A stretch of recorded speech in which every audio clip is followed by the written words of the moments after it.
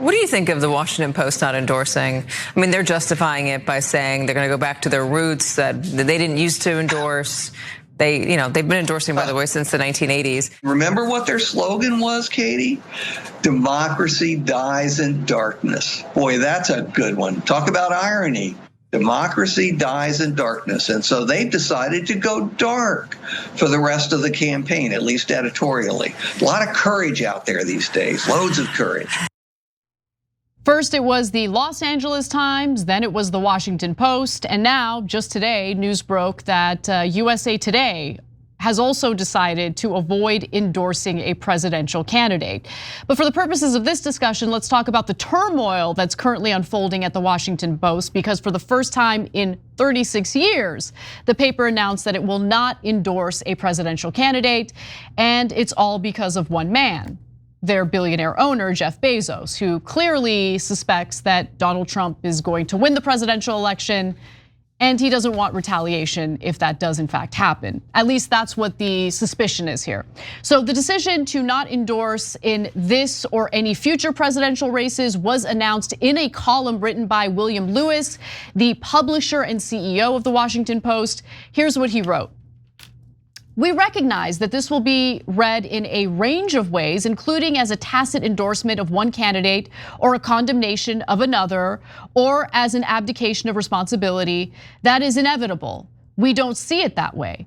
We see it as consistent with the values the Post has always stood for and what we hope for in a leader: character and courage in service to the American ethic, veneration for the rule of law, and respect for human freedom in all its aspects. And he also says that we also see it as a statement in support of our readers' ability to make up their own minds on this, the most consequential of American decisions, whom to vote for as the next president. But while that was the public statement, turns out behind the scenes, Mr. Lewis was not happy about this decision at all.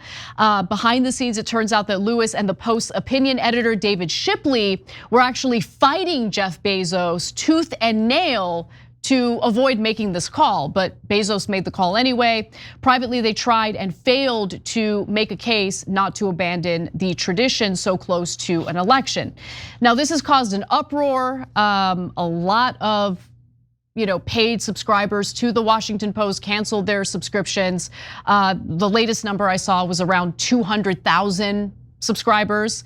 Robert Kagan, an editor at large who has written for the Post for more than 2 decades, resigned almost immediately following this decision.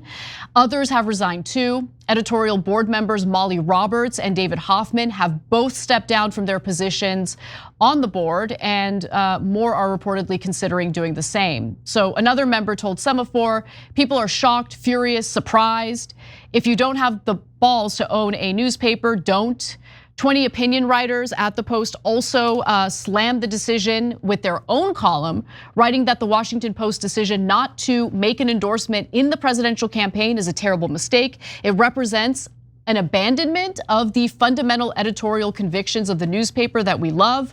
An independent newspaper might someday choose to back away from making presidential endorsements, but this isn't the right moment when one candidate is advocating positions that directly threaten freedom of the press and the values of the Constitution. And again, the paper has lost 200,000 subscribers since Bezos pulled the Harris endorsement, and that represents 8% of its base in just a few days. Yeah, so I have a lot of mixed feelings about this story. So stay with me on this. Number one, on Bezos, he actually wants people complaining about it. Why? Because he wants it crystal clear. Donald Trump, don't hit me. I protected you by not doing any endorsement at all.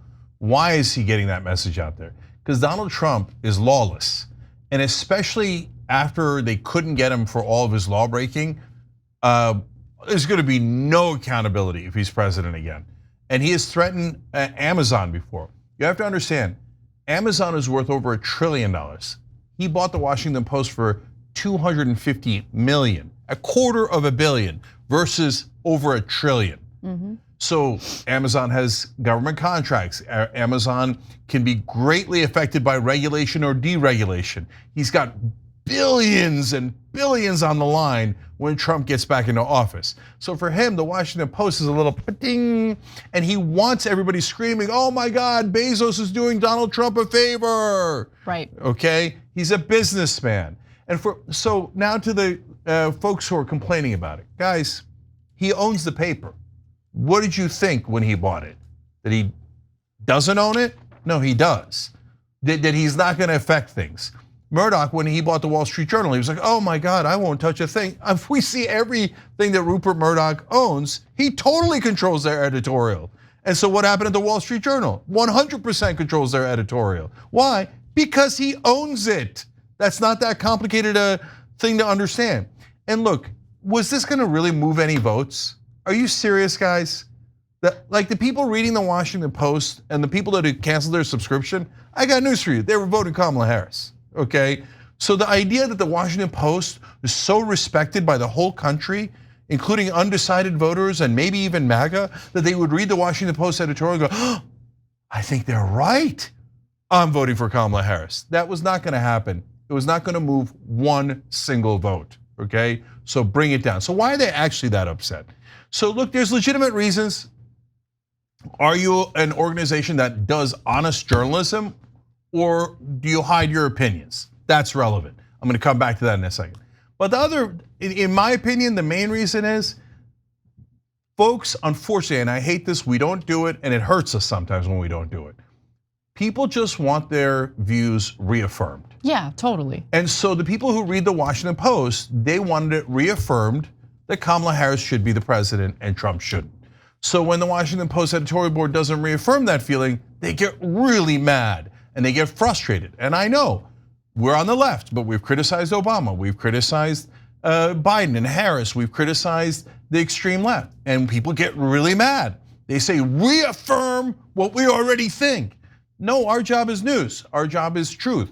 To the best of our abilities, we don't have a monopoly on it, but we try really hard, to the point where we'll piss off our own audience, okay?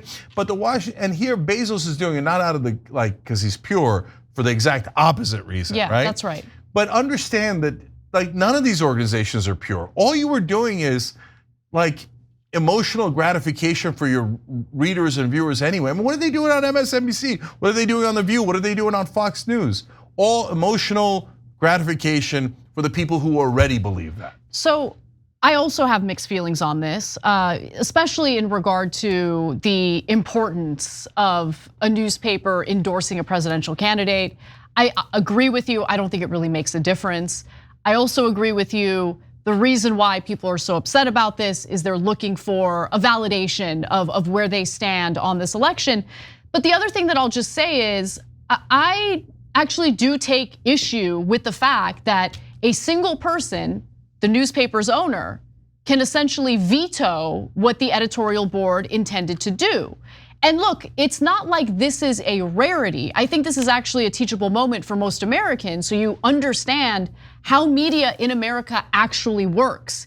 It is very rare to find any publication or any network that actually allows its hosts and its journalists to do their jobs as they see fit, to freely speak about these issues without worry about retaliation. TYT might literally be the only place that I've experienced, okay, where my boss is not telling me what I can and can't say. I run my mouth on this show every day, sometimes to the point where I upset our own audience. And you still give me that freedom, but that is a rarity, guys. Most owners will use their publications or use these media outlets in order to propagate their point of view and various ideas that benefit them and enrich them. And that is a problem with how media is set up in this country. Well, look, if you stop subscribing to the Washington Post and you want actual honesty in reporting and being frank with you guys and actual open minds where we have real discussions, well, then come subscribe to us, tyt.com/team, or you could hit the join button. But as you'll find out, we're not playing.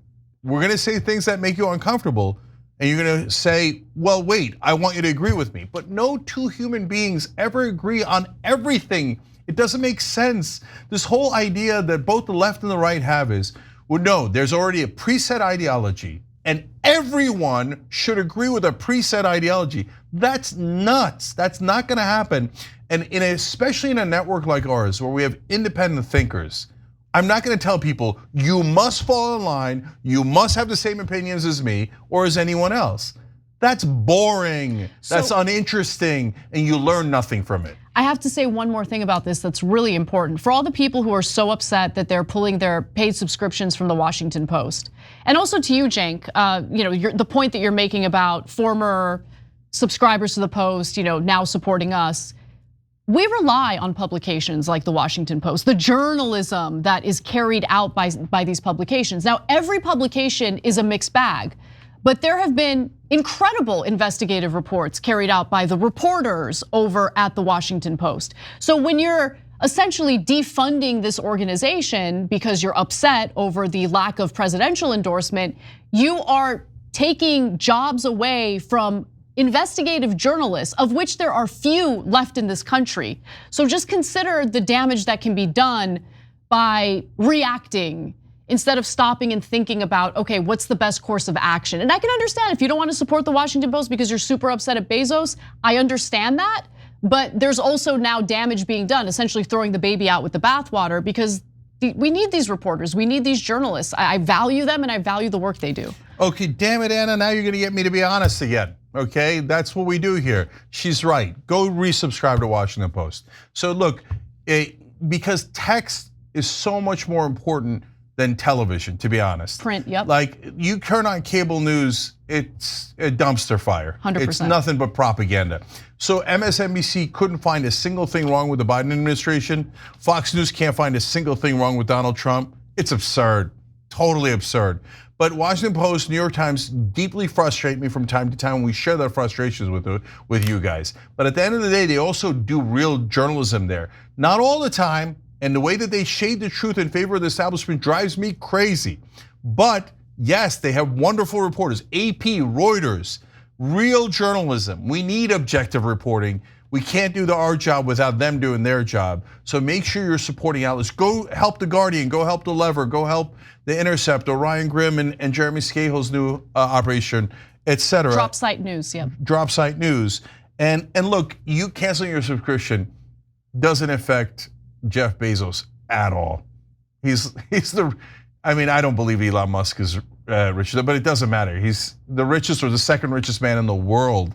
He's not gonna miss your subscriptions at all. And Washington Post is a tiny, tiny asset for him. He could barely even notice if the whole thing went under, right? So go wherever you find journalism you love, please go support them because they definitely need it and the whole country and the world needs it. Absolutely. Thanks for watching The Young Turks, really appreciate it. Another way to show support is through YouTube memberships. You'll get to interact with us more. There's live chat emojis, badges. You've got emojis of me, Anna, John, JR. So those are super fun. But you also get playback of our exclusive member-only shows and specials right after they air. So all of that, all you gotta do is click that join button right underneath the video. Thank you.